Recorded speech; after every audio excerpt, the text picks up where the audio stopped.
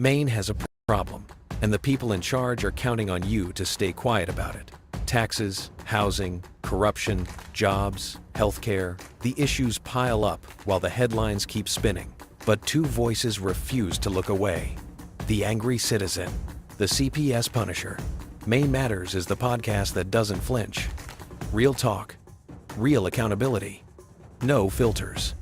The truth about your state starts here. Miles apart. Same state. Same corruption. Same silent majority still whispering, someone should do something. We're done whispering. Two names on opposite ends of the same Maine map. One built the weapon, one felt the trap. CPS Punisher grinding code in the dark. Angry citizen watching the system leave its mark. Same courts, same lies, same rubber stamp lies, same families shredded while the state looks wise. They count on distance, they count on fear. They count on us staying quiet year after year. Tired of the posts, tired of the sighs, tired of someone should while the children cry. Complaining is free, action costs blood, but silence is the only real flood. Same state, same war, no more dividing lines. CPS Punisher and the Angry Citizen rise. No more fear of the retaliation game. Expose the heinous or the cycle stays the same. We're done telling Maine we're scared and small. We're done watching illegal acts stand tall. Commit, act, name it, burn the dark. This is the line, and we just crossed the mark. Illegal seizures dressed up as protection. Warrantless doors kicked in without objection. Due process treated like optional ink, while the machine keeps printing another black sink. They thought the distance would keep us apart, thought the fear would stop the beating heart, but every mile between us just made the fuse longer. Now both ends are lit, and the powder's stronger. No more I wish someone would. No more waiting for the next good mood. The state keeps moving because we stay still. That ends tonight, by force of will. Same state, same war, no more dividing lines. CPS Punisher and the Angry Citizen rise. No more.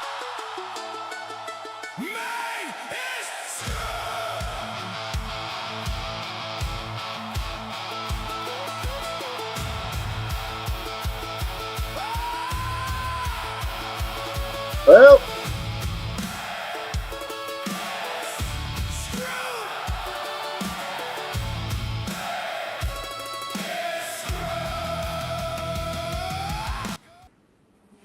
what's up there? Well, that's What's up, that. Darren? How are you, my friend? Angry Punisher. Angry Punisher. Does it say Angry Punisher today? Do I ever? No, do you know? I just Do you know? find that funny. Well, do you know what? I'm going to tell you this. Is the other night when we did that roundtable on Tiff and the Punisher show. Mm-hmm. Do you know what my name said underneath me for that? I don't know what your name said. What did it say? It said punish her. So it was the word punish space her. Somehow that got in there. So I was highly inappropriate for the guests that we had, but it went through and nobody noticed it. So that's cool. Can't take it back. No, Immortalized no. on the internet forever. Yeah. Yep. You know, and even if you edit it, it's going to say edited version. So, you know, Yep. people will know that there was a Well, mistake. I mean, we would like to see our traitorous governor punished.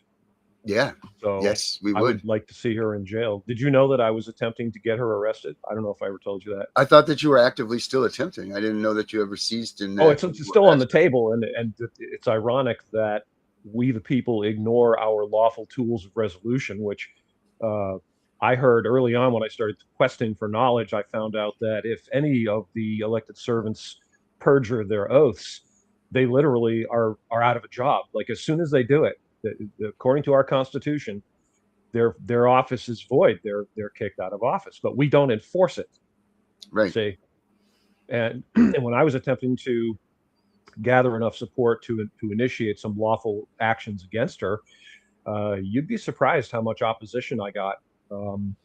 There are people out there that love her. They just love her. I had an Impeach Mills sign, and I put it up in front of my house, and it got stolen. Well, that's because somebody loved the sign. I don't think that had anything to do with them showing their love for her. Okay. I think I'll take that. that's where I'm going to go with that one. All right. It's almost like you should have this sign in your yard right here. Well, I hadn't thought of that, Darren, but yeah, that makes sense. They saw it and they were like, "Man, I just have to have that sign." Yeah, it So, makes sense to me. That's yeah, the first thing that came to my head was like, your sign was so amazing that people want Mills out of office here, that they were like, I need to have people love tyranny. They love tyranny. They love being ruled, and they get very angry at you if you don't go along. Like they get really, really mad if you don't just submit to authority. And like that one time I went into the supermarket, and this was during the mask obsession, and I didn't wear a damn mask. I just went in the supermarket, and one of these dweebs working there started harassing me. You got to put on a mask. You have to put on a mask. They literally wouldn't let me check out. Did I ever tell you that? No, I did not. I was Yep. just looking to see if I had a mask available, because sometimes I do. I was going to put it on for some satire, but I think it's hilarious. There's one of the people that I met during the quest, and I interviewed him. I interviewed a bunch of people that were members of the SAG-AFTRA, the Screen Actors Guild, because they were all being told they had to accept the shot, the poisonous injection, and were blackballed if they refused. right. This guy's name is Chuck Slavin, and he actually ran for president of SAG-AFTRA. And I did an interview with him and a couple of other the people that were friends of his that are also in the acting profession. It's on my my YouTube and my BitChute channels. And Chuck put up a picture, and he had the actress, what's her name, Milano. Alyssa Milano. Alyssa Milano. Yeah, that's she was wearing the boss. She was wearing a crocheted mask, dude. I'm not even kidding you. Oh. She's in a picture. Very with a mask effective. over her Very, face, very effective. crocheted.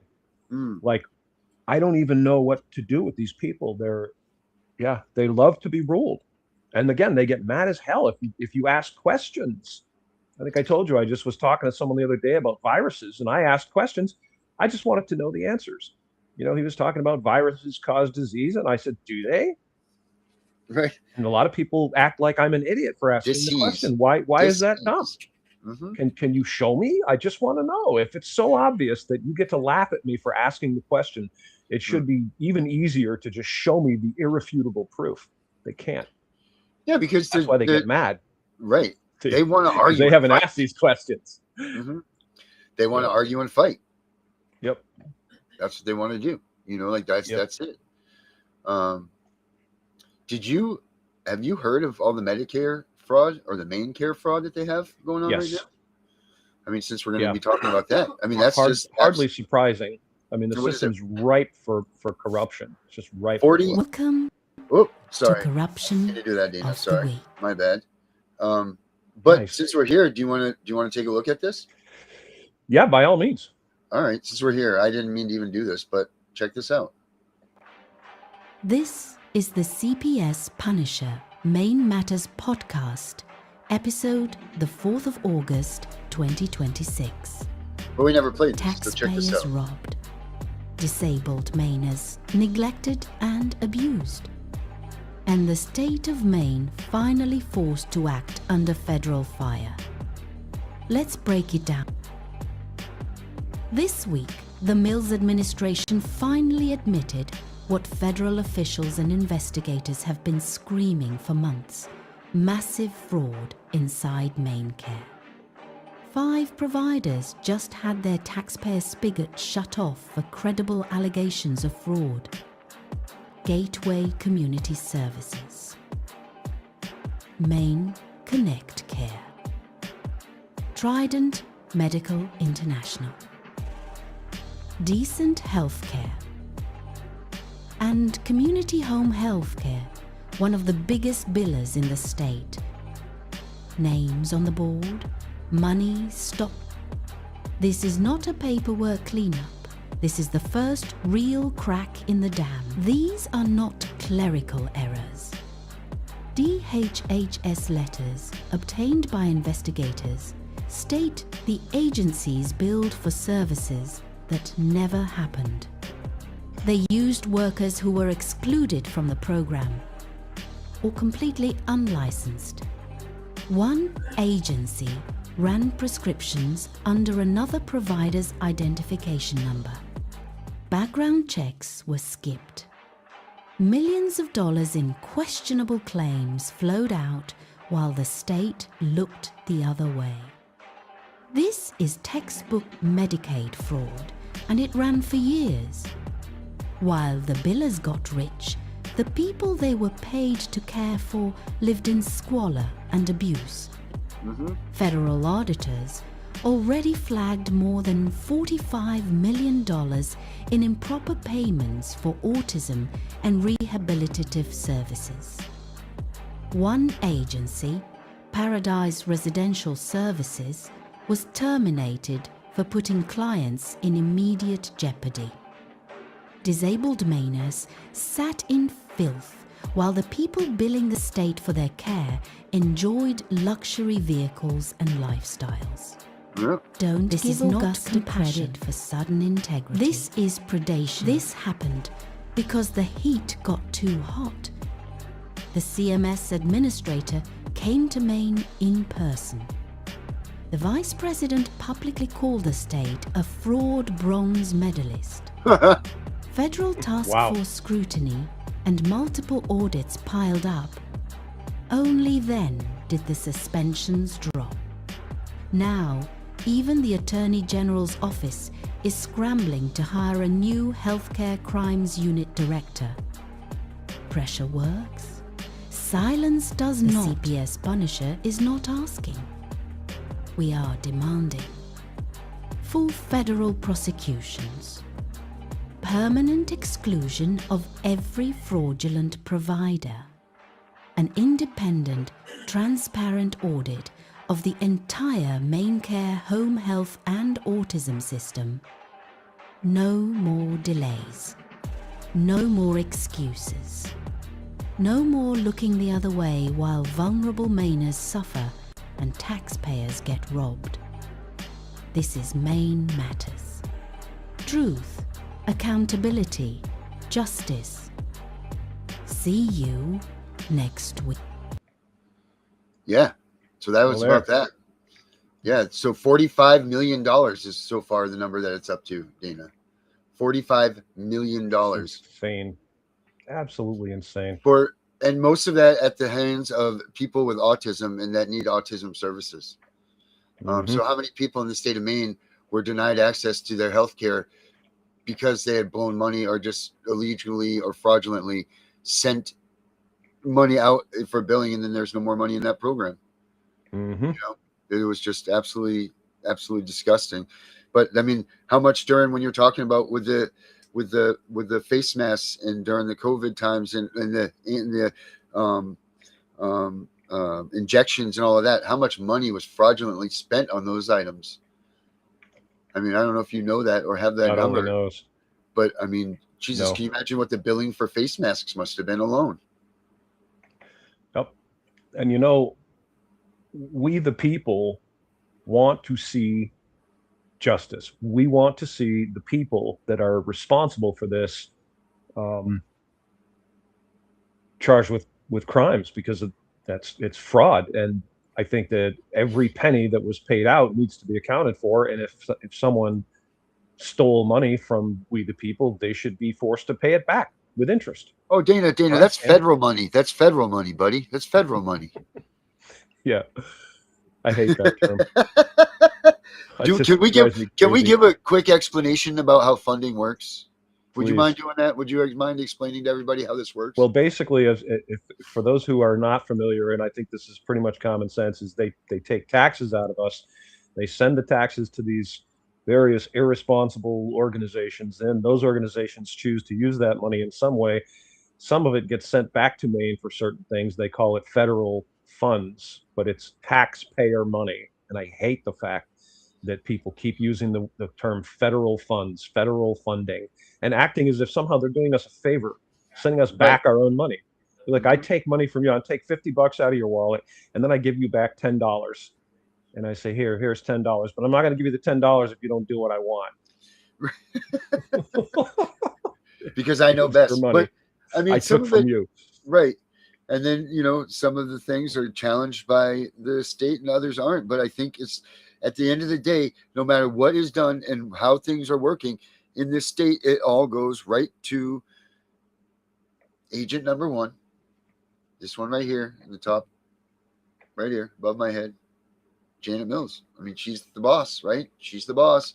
She's the one that controls all of this stuff. She's the beginning of the flow, and nobody besides you and maybe a handful of other Mainers have the gall to stand up against her. It's just scary, man. It's very scary. Well, and we're fragmented, Darren. You know, you and I have talked about this. Like when I first started trying to unite enough people into an angry coalition to do what we needed to do, I met lots of people, hundreds of people over the course of about a year, and numerous so-called patriot groups, and they will not work together. They would only entertain my presence when I was supporting them. If they had an event, if they had something they were trying to do, they wanted me to donate money, they wanted me to join their group, be a member of their group. Yeah. When I did the freedom rallies, the annual freedom rallies, I sent out a lot of contacts for that, and I got a return rate of about maybe 5%. Like 1 out of 20 people that I contacted responded to me in some way. And we are never going to get anywhere if that's how it's going to be. We have to work together. We got to unite, and let's not worry about whose group gets credit or who gets fame and glory. Let's worry about getting it done, taking back our state from these criminals and holding all of them accountable, and send a loud message. You get these people arrested and thrown in jail and charged with fraud, and then fined. You know, we want our money back. And if you have to work the rest of your damn life and work 5 jobs to pay back the money you stole, that's what you're going to do. And imagine what would happen, the repercussions of that, right? Yeah. All the people thinking about shoving their hand into the till of taxpayer money would think twice about it, because they would know that there's a genuine risk that you will get caught and you will be punished, severely punished, as you richly deserve. But without a coalition, enough people working together, you know, we're swimming against the current. It can't happen unless we all get together. Like you said, you got to act. You know, it's easy to complain, Right. but you're complaining to the wind isn't going to help. You have to complain to the right people. You got to write letters. You make phone calls. You tell these people. Every one of us has elected servants that work for us, and you need to find out who they are. You can go right to the Maine government website, Maine state government website. You can get their information, phone numbers. Okay, I have a bunch of them right here on my phone, and they know me. When my name comes up, they know exactly who I am. You're not blocked yet? Well, I have pretty good relationships with them, you know. Oh, good. Because I maintain my decorum. You know, people say, you know, you're an angry guy, you come off angry, whatever. Well, you know, you can be angry and still be diplomatic. And that's where I go. And I'm factual too. You got to stick with the truth. Correct. So I call them and I say, hey, this is Dana, and I'm calling you about this issue. This is how I feel about it. This is what I expect out of you. And, you know, thank you for your time and attention.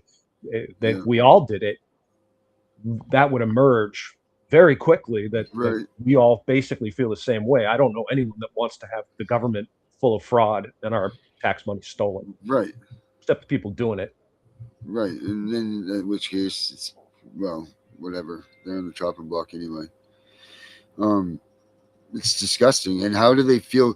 How is it that, how much does the governor make, do you think, Dana? Do you know that the governor of Maine makes about $70,000. No, I wonder what her net worth is. Good question. I don't know. Because what I want to know is, how do these politicians that make pennies on the dollar representing us, how do their bank accounts grow astronomically, especially while they're in office?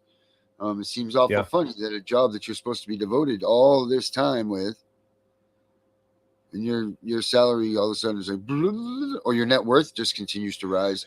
I mean, that tells me that you're taking money from a special interest, or that tells me that there's a lot more going on than what meets the eyes. And I know that they drive up and down the road with the scare of God in them and all this stuff. You know, the government officials, you know, the ones that are hunting the ICE people and all of that. But, you know, they're collecting dollars upon dollars upon dollars. But how are they doing that when they're salary based? Doesn't make any sense to me. Yeah. Well, I mean, we sort of know. I mean, it's pretty obvious. Like if you look at it on a national level, and you look at our senators and our congressmen uh, that go to Washington, and they're all millionaires, Yep. and they're making, what is it, like 170, I think, grand a year, which in my world, that's a ton of money, but I guess for a lot of people, maybe it isn't. I don't Yeah. know, but Yeah. they're all millionaires, and they all Yep. make money on stocks. Somehow they always know what stocks to buy when, um, and they arrange deals for themselves that they will, like, Barack Obama made some sort of deal with a book publisher, and when he got out of office, they gave him some giant amount of money to supposedly write his memoirs or something like that. It was ridiculously high, like $2 million or some ridiculous amount of money like that. They're always looking for ways to line their pockets, and they're good at it. They shouldn't be able to, um, Make money from other right. sources. Correct. Not while they're in I mean, office. I would agree with you. That's a controversial topic. It's been raised before, and it's been proposed by people that we should implement a system where when they're in office, they don't get to make money, like buying From and drawing from selling a system. stocks, Right. things like that. So, but I don't know. At the end of the day, I think we just need to elect the right people, and we need to lose our bias. Our biases are disturbing. The level of biases that we have are very disturbing. People align themselves with someone, and they vote for that person, and they praise that person, and then when that person starts doing things that are clearly not okay, the people that support them will not say, okay, you know what, maybe I made a mistake, right? Right. I thought Yep. this person was great, but then they did this thing, this clearly reprehensible Not thing, very or said right. this terrible thing, and I'm going to decry them. I'm going to condemn them for that because it was a terrible thing that they did or that they said, and we send them back.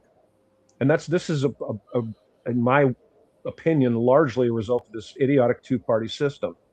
Mm-hmm. And people get married to this system. They just love it. All my life, for I'm 63 years old, and all my life I've heard people telling me, as soon as we get those Republicans in office, everything's going to be fixed. It's never happened.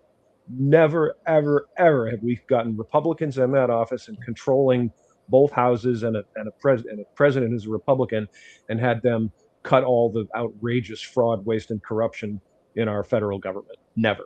They Right. just make it bigger. We're $40 trillion in debt, America. $40 trillion. It's like a Mm-hmm. joke. It really is. It's like you can't make up a number that's that big. It's sickening and disturbing. We keep sending them back, so you got to stop doing that. It says, let me see here. I'm pulling up this article on World Wire. It says that Maine, this Democrat. So it says, after serving as a legislator in Maine, Janet Mills, this Democratic Party official, became Maine's Attorney General. Janet Mills was born in Maine on December 30th, 47. Her second term as Attorney General of Maine was under the gubernatorial administration of Paul LePage. She attended the University of Massachusetts, Boston, and the University of Maine in Portland. Through her marriage to Stanley Kuklinski, she had 5 stepchildren. During this time in the Maine Senate, her brother, Republican Party politician Peter Mills, served. As an assistant attorney general, Janet prosecuted homicides and other major crimes. In a few years, she was elected district attorney for Androscoggin, Franklin, and Oxford counties, becoming the first female DA in New England. In that role, Janet witnessed firsthand how the criminal justice system frequently failed victims of domestic violence. After frustration with the legislature's failure to act, Janet co-founded the Maine Women's Lobby to advocate for battered and abused women. She was elected to the Maine House of Representatives in 2002. Now, Janet Mills' net worth or net income is estimated to be between $1 and $5 million. She has accumulated so much wealth from her primary career as a politician. So, I mean, I know that DAs don't make that much. For sure. So let's see. Did I tell you, Darren, did I ever tell you that I met her? No, you did not. Yeah, I met Janet Mills. So there was an event, I think it was at, what's the college? I'll think of it. It was a university Bowdoin? setting. Bowdoin? No. Anyway, doesn't matter. UNE? It was Bangor, I think. Oh, okay, it's NESCOM, there. maybe at NESCOM. Okay. Anyway, so, and the conference was about addiction. And there were a bunch of people there. This was when Janet Mills was the Attorney General. And they had this panel with Janet Mills being one of these people. And they had a guy who was a reformed addict, a recovering addict. And they didn't let this guy talk. Like, he kept trying to talk and he kept getting cut off by other people. And I had a chance to talk to him after the conference was over, and he was very frustrated. He said, they didn't even want to hear what I had to say. Like, I'm the guy that's lived it. It's my life, and I'm trying to throw in my opinions and my thoughts on this, and they're just not interested in what I had to say. And he's right. And I will tell you, I got a very, very bad feeling from Janet Mills. She is creepy. And if you've ever met this woman, she radiates falseness. And I understand this is a characterization, and I try to stay away from characterizations that stick with facts, because that's, I think, important. But I will absolutely stand by what I'm saying right now. She does this weird thing where she blinks with both eyes all the time, like this. She does this winky blinky thing all the time, like this. It's very weird and creepy. She doesn't look you in the eye when she talks to you. She's just always looking away and looking around. Sign of a liar. Talking. Her smile felt very fake, very, very disingenuous.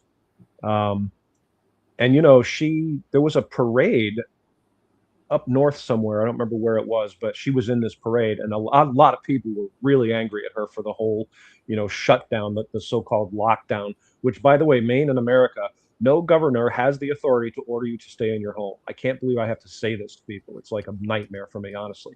No governor has the authority to order you to stay in your home. No governor has the authority to order you to close your business. Okay. And by doing that, they are perjuring their oaths, and they are automatically out of office. As soon as a governor does something that perjures their oath, they are no longer the governor. And we, the people, need to enforce that. So these people were very angry at her, rightfully angry at her. And she was on this float, and she was like smiling, like she was deliriously happy. Just so happy and waving at everyone. And people were standing on the side of the road screaming at her, screaming obscenities at her. And she had this huge smile. She was waving, hi, yay! I mean, she's she's wacky, man. She's a whack job. Oh man, she's so odious. She just disturbs me to even see her. Like, every time I see her, I'm revolted by her. Revolted. That's an evil word. That's a yeah, man. Very she revolted me. I was so upset. Strong language. She was revolting. Absolutely revolting. Well, I mean, she just doesn't care. I mean, she's just, that Reddit article that I was just reading about her said right on it that she's a celebrity politician. That means that she's there to be more of a person. Fame and glory. Fame and glory than she is for doing the right thing for Maine. And she proves that over and over again. Yep. And I'm afraid that, she's out of this next election. So we're thankful that we don't get to see her again this time, this run around. But in Maine, can't she run again for governor after this next She can, term? yeah. If she sits out one term, she gets to run again if she wants to. And it seems like that's what her and Paula Page do, right? Like, they bounce back and forth. Yes. So that they're going to control this entire state until the day that they die. That's the idea.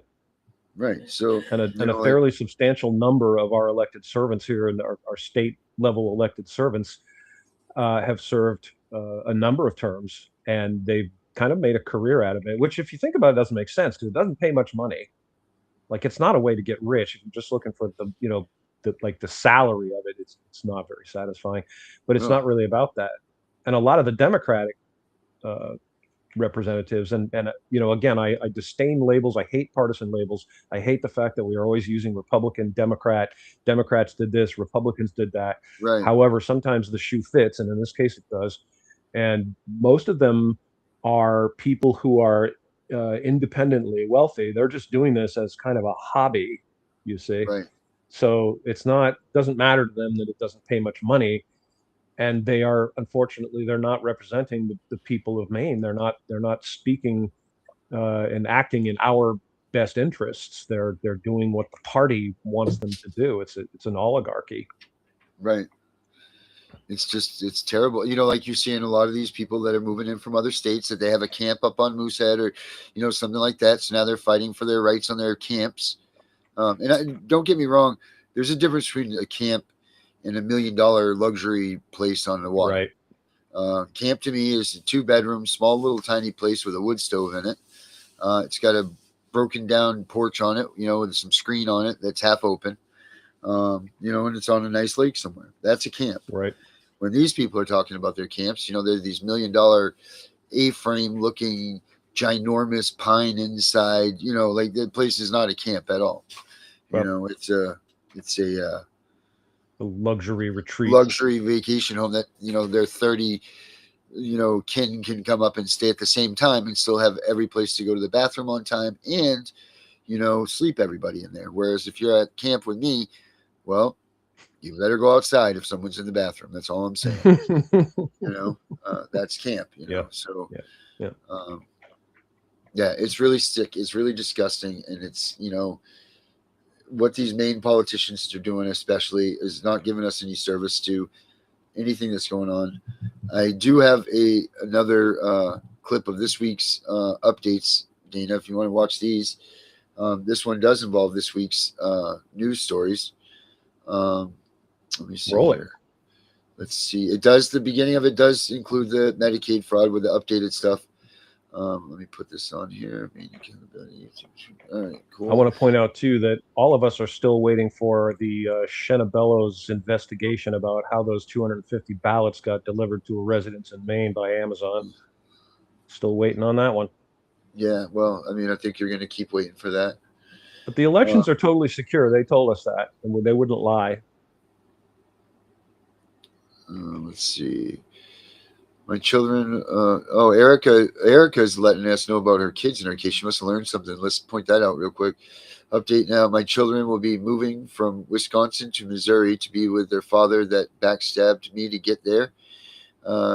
So 2 of my children are going to be in Missouri, and my oldest is in Tennessee, splitting up the family. That's the CPS thing. That's what they do. That's rough.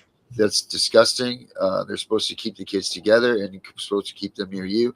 And actually, our update story does have a case from the state of Maine that's this is just absolutely ridiculous that this has happened here again, Dana. Another kid up in your area actually has been left behind by the Maine welfare system. So let me roll this video here. Let's see. Today is also my middle son's birthday. I haven't seen him in 7 years, and he doesn't talk to me. So, well, happy birthday to him. Totally familiar with that. Yeah. Yep. Sucks. One day, yeah, it does. One day he'll realize how great of a father he has in the time that he missed with him. I hope so. That's will be what happens. That's typically what does. I don't know your entire situation with that, but I know that a lot of it has to do with not that type of stuff, and it's not on you. Yeah, I don't even know what I did, bro. He never even said at any point that I had done or said anything that he had a problem with. He just stopped talking to me right out of the blue.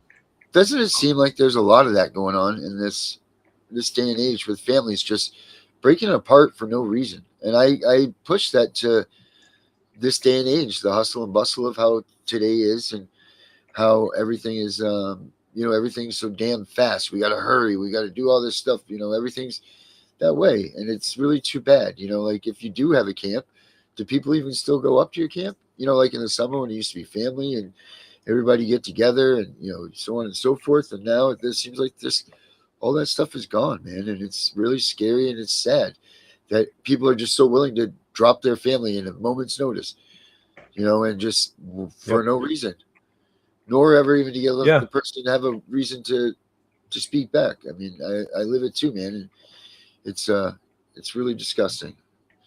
But here's this week's news. $56 million in improper Medicaid payments. Maine's own auditors found it inside MaineCare. the state's Medicaid program. Providers kept billing. Regulators kept looking away. So the people did what Augusta wouldn't. 3,500 citizens signed on, demanding real inspections and escrow accounts for suspect payments. This week, the state finally opened the rulemaking door. Not because officials chose accountability, because citizens forced it. The Constitution doesn't ask government to police fraud, it demands it. If you live in Maine, submit your comment before the deadline closes. The people are not waiting anymore. A 10-year-old boy weighed 48 pounds when he died, starved, zip-tied, beaten, forced to sleep in a bathroom. His name was Braxton Smith of Bangor, Maine. His father pleaded guilty to murder, his mother and grandmother to manslaughter. This week, lawmakers unanimously ordered an investigation into how the system missed him. Did the state ever have contact with this family? Were reports missed? Did homeschooling hide the abuse? One senator asked the only question that matters. How was this allowed to happen? When government fails to protect a child, it has broken its most basic duty. Demand the investigation stays public and stays thorough. One contractor, over $1.2 million in judgments against him, Joshua Patouin, took homeowners' money and walked away from the job. One homeowner, Don Nason, was awarded nearly $169,000. Others are still fighting in court. Maine remains one of the least regulated states for residential contractors. The complaints keep piling up. The legislature keeps looking away. When the state won't protect the biggest purchase a family ever makes, it has failed its most basic duty. Property rights are not optional. They are the law.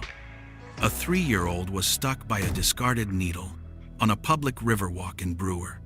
The police chief cleaned it himself, then found more. He refused to call it normal. He pointed to soft policies and needle programs that leave the danger behind. Add a police lieutenant accused of falsifying his own overtime. When accountability is selective, trust collapses. This week, Mainers signed petitions, forced investigations, demanded answers. The Constitution does not grant permission to look away. It imposes a duty. Life, liberty, property. We enforce them. So that's our week in Maine. Well said. Yeah. I want to go to the Braxton Smith boy. Dude, That's just disgusting. Kills me. But that's the thing. That's, people talk about CPS. Well, where were they? Yeah. Why didn't they go to this kid? Why did they not help him? Or did they, and they didn't remove him? I mean, come on, the first sign of this would have been. I had heard, I don't know this is true or not, okay, but I have heard that they were in fact involved with the family. That they had some sort of reports about something and they were investigating or had investigated or something like that. I don't know. So I'd like to know if they were or not. I wouldn't be surprised. We both know they're very selective about what they do. Yep. Their enforcement seems very arbitrary, honestly, to me. Right. They just, Dana, there's the thing, and this is very sad, but they do pick and choose the kids that they take by adoptability. And if they do see a kid that was truly harmed and in these conditions, a lot of them just, we'll be back in a month or two and check on you, and that's it. And that's an unfortunate thing. That is very unfortunate, but that's part of the CPS game that's wrong, and that's why we need to get. I mean, I know that Maine just privatized it, put them out on their own, which makes it harder to have the oversight that they need. But as Mainers, we got to start pushing for our families, and not for more kids being taken, but more kids being taken care of instead, because they're not doing that. They're not doing that here in the state. They're not paying attention to it. They're not paying attention to any of the topics that the Mainers themselves are crying out about. I mean, it's just not happening. I mean, I don't know what's going on up in your neck of the woods, but it seems like a hell of a lot. We're down here in southern Maine where, we get the police corruption and all of that stuff. But it seems like maybe when people speak down here, they answer. But it seems like up there, when you go past Lewiston, it's like the Wild West. You know what I mean? And Maine's not listening. Yeah, well, it's rural. It makes it harder when there's so, few people um, in an area, and because the more people that speak out, the more they listen. It's just a fact. And so you have a sparse population. It's easier to get away with fraud and corruption. It's a tough nut to crack. But at the end of the day, it's the same thing. The solution is the same. The solution is we have to get involved. All of us have to get involved. And we got to stop worrying about whether it's a Republican or a Democrat, or whether they're black or white, or whether they're from Somalia or Lithuania. It doesn't matter. It just matters that they are doing bad things. They need to be held accountable. The standard is very, very plain. Well, there's one thing. That's why I do, and I don't think it's ever been said directly. I don't know if it has or not. Maybe I missed it. But I'm pretty sure that's why Trump wears that purple tie. Have you ever noticed that? That Trump wears a purple tie? I'm pretty sure that's why. Well, red and blue makes purple.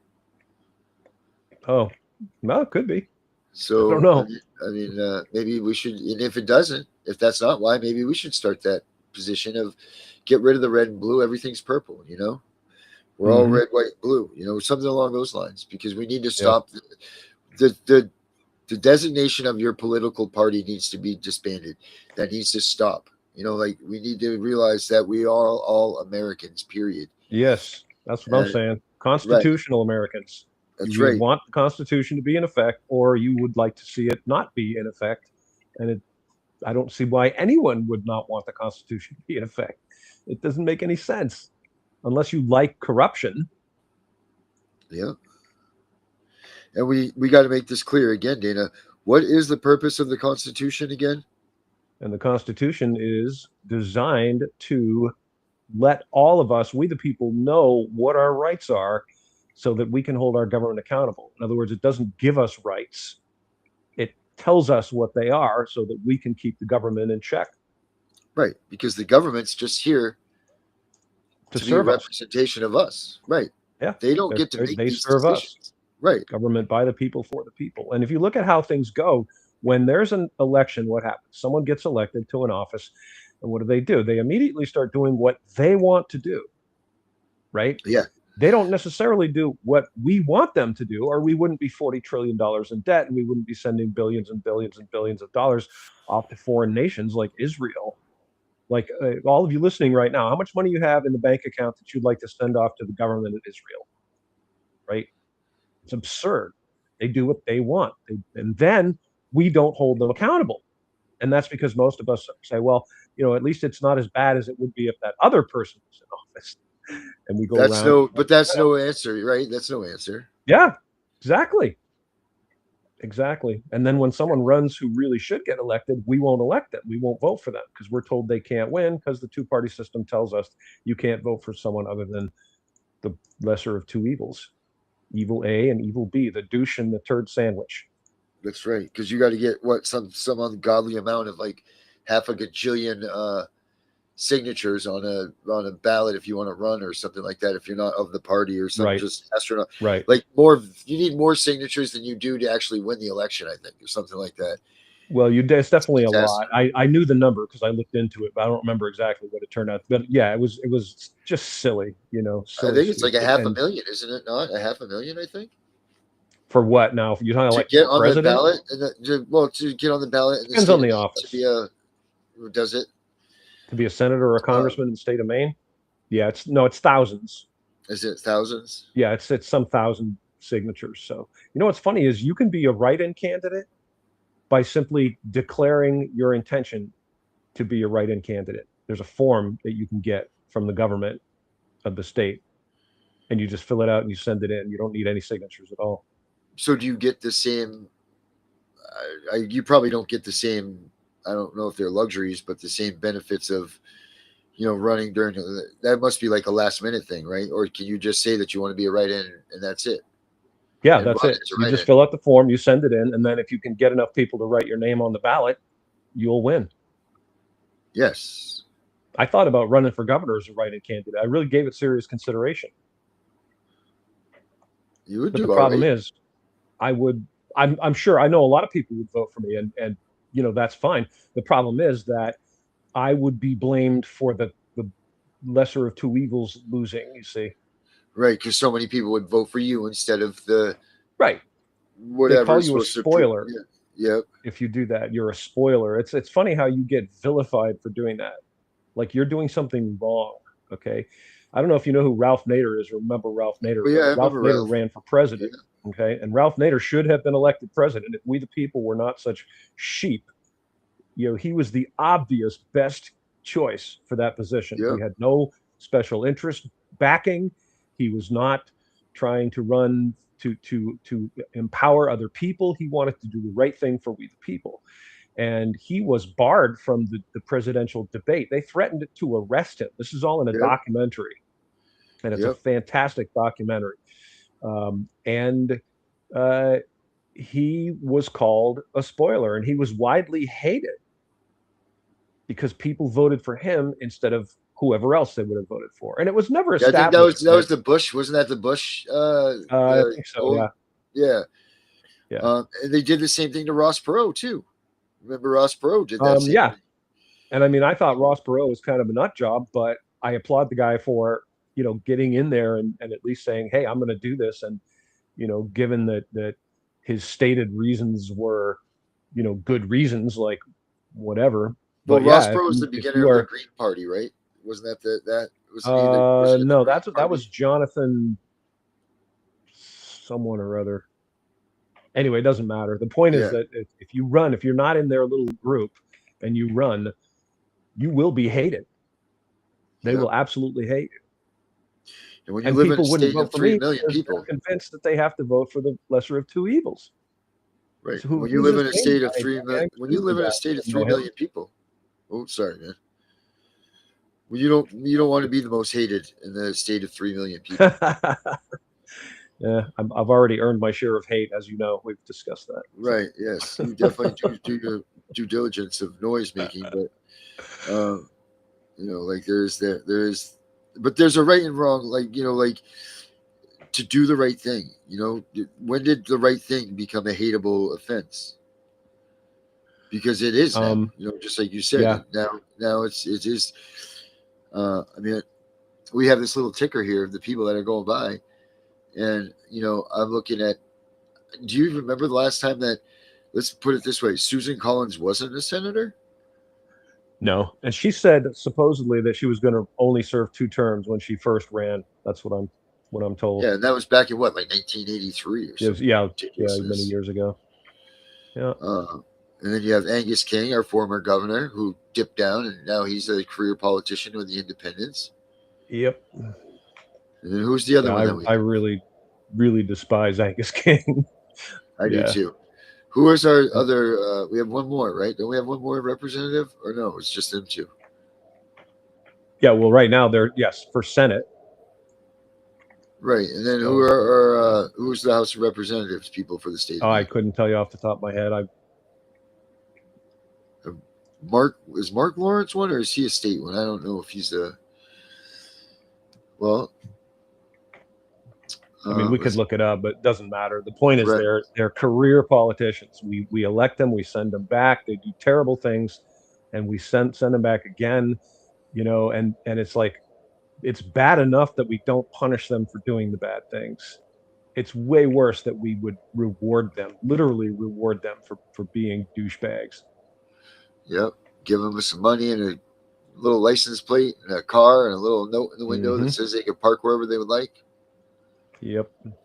Off they go and run away they do. Taking away the state's money and everything else, Yeah.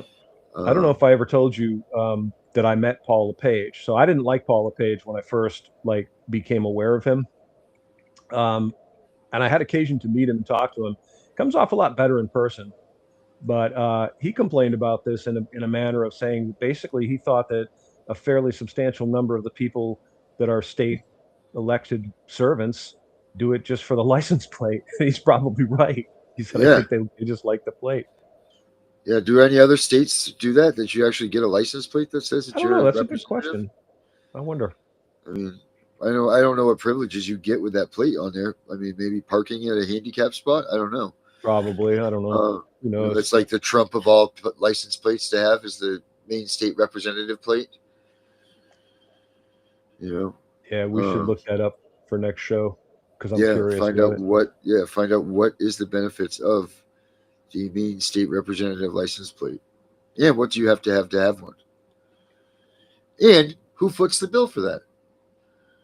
Well, we already know that. We, the people, the taxpayers. You know, it's funny because we're not a wealthy state. We're a poor state. And yet, for some strange reason, they act like we all have money to burn. They spend our money like it's free. Well, once they were on the whole let's take their children thing and realize that that's a good way to balance the budget, you know, it's been no turning back from Maine. Yeah. You know, that's unfortunate, but that's the truth. You know, like all of a sudden, I think it was LePage's first go at this. It was when they grabbed a hold of the ASFA and all of that stuff and said, here we go. We're going to figure out a way to balance the state's budget. We're going to do it with taking people's children. You know, and then the state of Maine's never looked back. You know, they've never looked back. And that's what's disgusting, man. That's so gross. It's so disgusting that they're stealing and taking away all these little lives that could have been something, that still may be something, but that didn't need to be taken away, and they're just ruining them. Yeah. I mean, think of the trauma. Think of what it must be like to be a child, helpless child, and have strangers come into your home and seize you and drag you away from your parents. Literally kicking and screaming. Thrown in with some random stranger who may or may not be a decent human being. It's profoundly disturbing to me that we would tolerate this. Yeah. But we know they know better, you know, the caseworkers that just graduated from high school that have never been a parent and you know, making these decisions for the parents of Maine. You know, they know better. They know what's better for these kids than their own parents.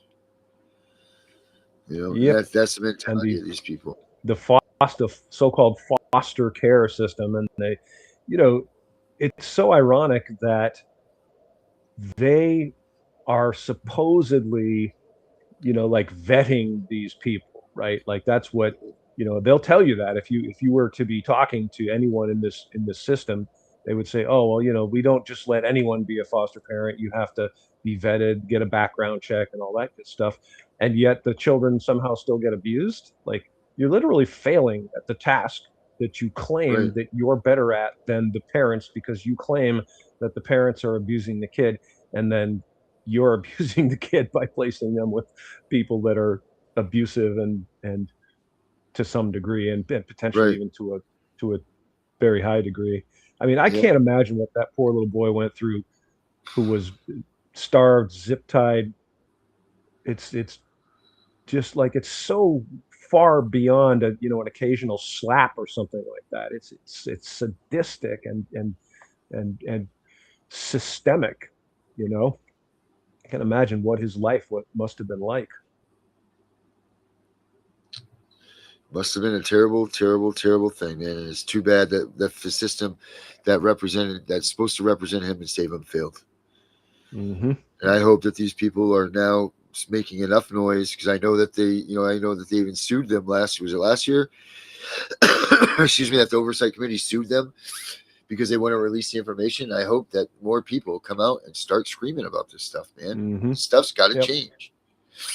Well, I got to say, I think that you and Tiff are getting some traction with the Tiff and the Punisher podcast and the Punisher movement. So, you know, good on you for that. And, you know, let's keep up the momentum with that. Oh, all right. We just got so the representatives of Maine are Jared Golden and Chelly Pingree, and thank you for that. Yeah. Make sure you guys tune into that on Monday through Thursdays. If you haven't and you aren't already fans of us, you can watch it here. You can watch it watch it right here, wherever you're watching it from, Tiff and the Punisher. And of course, Thursdays, Dana, is your night that you come on as the Angry Citizen. Tiff and the Punisher, now joined by the Angry Citizen. That's right. And everything right. that you need to know about us is in the theme song that we play at the beginning. There you go. So if you guys need to know that, that's there. And then Friday nights we're here. Saturday nights we have Henry coming on to do his Equal and the Same, which is the ADA shows. And then Sunday night we have Gunner for CPS, which is Gunner's show. And tonight, this Sunday, he's actually coming out and addressing the 8 constitutional questions that he's giving to the federal judge in his lawsuit. So that should be exciting. We're getting answers. Gunner's getting answers. We're making things happen. Got to hold them accountable, folks. That's what we got to do. Hold them accountable. And if you want to see other stuff by Dana during the week, how do they see you again, Dana? I am on YouTube as The Angry Citizen, and I have a BitChute channel, and I just started a Rumble. I haven't been doing much with it, and I have some big plans. I'm going to be writing some letters and creating some petitions, and I'm going to be asking basically everyone in Maine and everyone in America to echo my words, because I think, honestly, most people agree with me on my opinions and thoughts about holding government accountable. So we can. Yep, and we will, because we are the people. That's what I'm saying. Yeah. We just need people like you to get us there. Get out there, get promoting the affidavit, get reporting, pushing all of these things. I saw something today. I know we're getting ready to be up on our time here, but I saw something today that someone was talking about the affidavit, and they were talking about that you have to make sure that you submit it into the right filing if you submit it into your court files. Do you know anything about that, Dana? No, because my experience with the entire affidavit process, I have never ever seen one rebutted, or I've never seen an occasion when it actually had to be used in court. So all the occurrences that I have seen of use of affidavits, which is mostly from my friends Jack and Margie Flynn, and they basically were able to get results without having to go to court, because the people, and it kind of makes sense, because the people know that you're right, and they know that you're willing to stand up in court and say that this thing that you're claiming is true, and they don't dare to go to court. Because you're swearing under the penalty of perjury, which holds a pretty substantial and stiff sentence. And they can't rebut you, is the thing. Like, if you're speaking the truth and it's verifiable, the only way that they can disallow the affidavit is if you prove it wrong. Right. So if they can't prove you wrong, they don't have a leg to stand on. Right. And if they do lie about it, what happens to them? Well, then they can be charged with perjury. So, and that's serious, man. Perjury is a very serious crime. Lewis says there's always have been denied. Well, Louis, we'll have to talk about that and see why your affidavits are being denied. There's a reason, or there's something wrong there, because they're not supposed to be. What does he mean by denied? Like, what do you mean? Like, they're refusing to accept them in the court system? Let's see if he gives us an answer on that one. Yeah, I'm curious about what specifically you mean. Yes, I am too, now that you say that. Well, he'll write it up there in a second. I mean, we got to all remember the courts are largely, if not entirely, corrupt, and they're going to use whatever tactics they can. They will do literally anything that they think they can get away with, and an affidavit is especially repugnant to them, because that is a sworn statement of fact made under penalty of perjury, and it tells them that you mean business, that you know what you're doing, and you're not messing around. You mean business.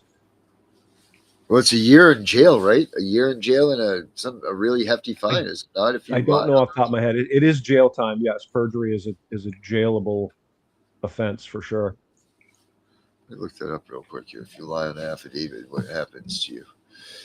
What the penalty is for that? While we wait for Louis to, he said, okay, Louis, very nice. Yes, Dave, very vague, Louis, very, very vague. But if they're denying your affidavit, there's a problem. So we could talk about that. Figure out what the hell you really mean. Yeah, that's another discussion. We should definitely have that though too, and I'll do a little more research into it. Right. Let's see here. See if I can help you out. What happens if you lie on an Affidavit. Drum roll. Lying on affidavit, a written statement signed under oath or penalty of perjury is a serious legal offense. It can lead to criminal charges of perjury, steep fines, loss of credibility in court, and potential imprisonment. Perjury, because an affidavit is a sworn legal document, a deliberate lie on it is legally classified as perjury.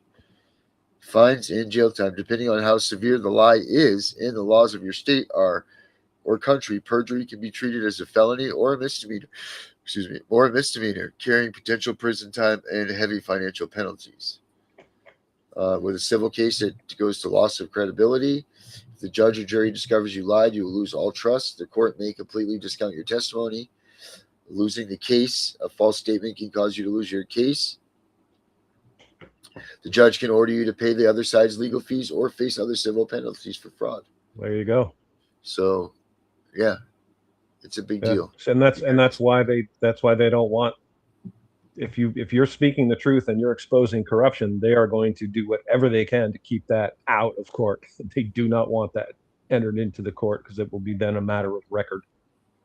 And if you are lying about exposing corruption, stop doing it. Don't make us all look like frauds like yourselves. Please don't do this. If you're going to go and try to expose corruption, tell the goddamn truth. Don't sugarcoat it. Don't try to change a detail here and there.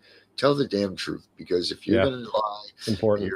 You're going to be just as corrupt as them, and you're going to make us that are really out here fighting this stuff look like a joke to them. So please make sure, if you guys are going to go up against that stuff, that you do hold the truth and hold your own irons in the fire, and make sure that the ones of us that are fighting too aren't looked at as chumps, you know. Amen. So, amen to that. Well, Dana. All right.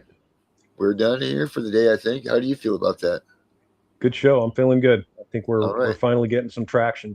I think we might actually, I might actually live yet to see some of these people held accountable and put in jail where they belong. Awesome. Excellent, everybody. Well, thank you all so much for joining us. We'll be back next Friday for Maine Net. Have a good one, guys. I'm just as shocked as you are. I believe the president has learned his lesson. I would vote for him again, yes. I've been named the most bipartisan member year after year. I'm worried. I gotta stop this for a minute. So hold on a minute. Same state. And I'll bring Dana out for this. Dana, I had run this song last week, and you said, "What was this all about?" Yes. So this is comments all made by politicians from the state of Maine. So everything that's going through here are all different verses from, from quotes. Janet Mills, from quotes from different politicians, various politicians throughout the state of Maine. So that's what these words are. But now I need to change that, so I'm going to play this one instead. So have a good weekend, everybody. We'll catch you all next week. Until then. Thanks for watching, everyone.